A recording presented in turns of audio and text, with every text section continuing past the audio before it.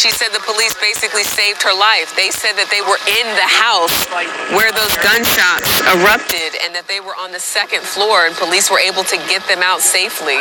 So a lot that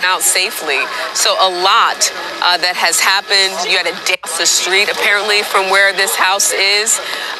So a really tragic situation was averted, but we do know the gunman is still inside and they're still trying to get him to surrender. Tanya?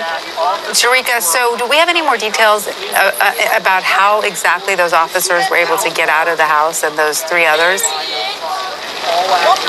I think what you just heard from Commissioner Ross was the most we've heard in terms of details and confirming that there were two individuals inside when CBS News had.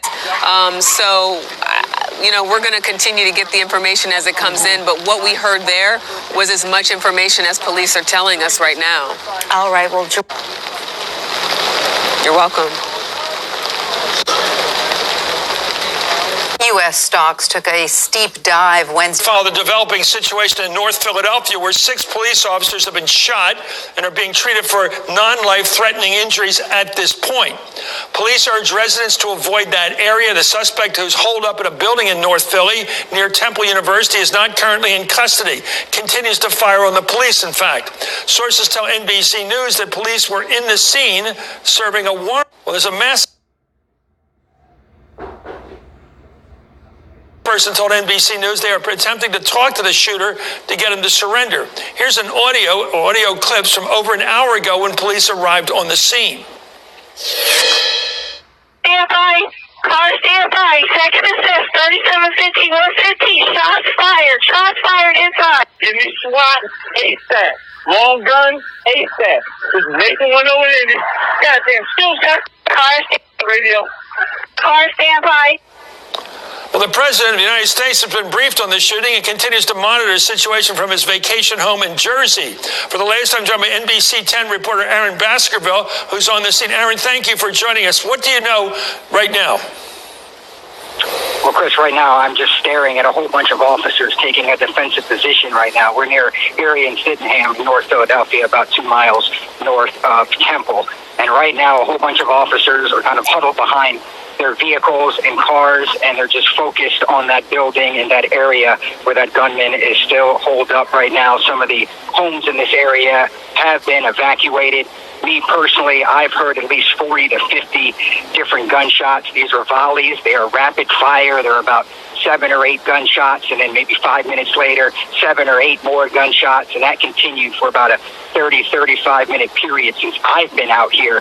Where I'm at, my exact line of died down for the most part. But you talked about some of the details. Some of our sources are saying that at least 1 officer, maybe 2, went inside that house serving a warrant for drugs.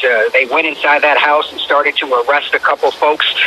According to our sources, that's when at least 1 gunman downstairs apparently started firing through the floor upstairs. There were other officers outside who obviously heard the gunshots and came rushing towards that home. They took on some gunfire. If there is any good news whatsoever right now, is that those 6 officers that have been shot are facing non-life-threatening injuries. We've heard there may be a couple other injuries to officers. They weren't shot, but just maybe some injuries responding. But we haven't heard any gunshots in the last 30 minutes or so. But at my position right now, I'm staring at least 50 officers who are kind of just waiting to see what happens here, still kind of taking that defensive position behind vehicles out here. Thank you so much, Aaron Baskerville. Thank you for joining us. That's actually the neighborhood. My earliest memories are from right that area there. My grandparents lived there for years. Let me bring in Jim Kavanaugh, a former hostage negotiator for the ATF, and Tom Winter, an NBC News investigative correspondent. Gentlemen, thank you. First of all, Jim, this is a row house neighborhood, working class neighborhood, African American. I don't know what we know except that you start shooting in those neighborhoods, there's a lot of people around. Right. Well, they had to clear all those people out of the surrounding houses, Chris. And, one of the early reports, I don't know if it's been resolved, from NBC Philly was that officers were trapped inside the house.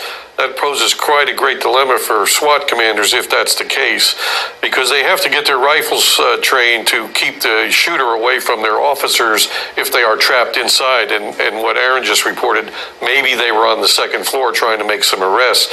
So it is possible that's still ongoing. That's going to slow things down. No shooting for 30 minutes may mean shooter's dead, may mean there's ongoing negotiations, may mean they're still trying to get him on the phone. We just don't know. The critical point is, are there any Philly police officers still in there? If they are, they're talking to their commanders, they're talking to their SWAT commander on their phones, on their radios, and they're trying to make sure they can get their rifles between those officers, the SWAT rifles on target between those officers and any shooters. We don't know whether they're being held ransom or held captive or not, do we? Right, or maybe even in another room in the building and a shooter in another room, but they don't have access to leave, like they can't go in the hallway because the shooter's active. That's a possibility. So they may not be shot, may not be wounded, but they may just be trapped, and the SWAT commander will have to deal with that. Now, that was an early report. I don't know if Aaron and his team in Philly have verified it, but it's a concern, and it's a big issue for SWAT command. Also, any other people who might be wounded in there could be bleeding. So there is a critical time frame here as well. Thank you so much, Jim Campbell. Let's go to Tom Winter. Tom, what are your sources telling you? Chris, a little bit of late information here. First off, I have the answer to Jim's question as far as whether or not there are officers inside of that house or whether or not there are any injured. There are no injured officers inside that house. As far as whether or not there are officers still holed up inside, that's information I am aware of. But with respect to the ongoing law enforcement situation and officer safety, I'm not going to discuss at this time. In regards to this incident happened approximately 4:30 this afternoon. It was due to a warrant that was being searched, a warrant that was being executed rather at that residence as part of an ongoing narcotics investigation. There are some initial concerns that the suspect involved, the shooter here, has an AR-15 style weapon.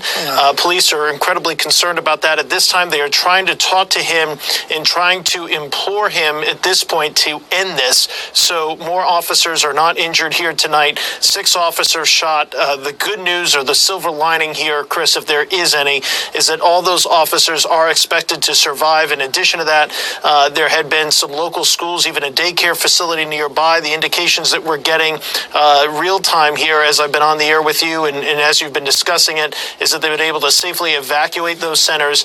But this is still very much an active scene in the Philadelphia Police Department right now is really concerned about officer safety moving forward and some things inside that house.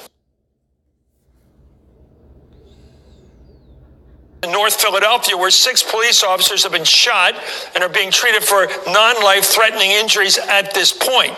Police urge residents to avoid that area. The suspect, who's holed up at a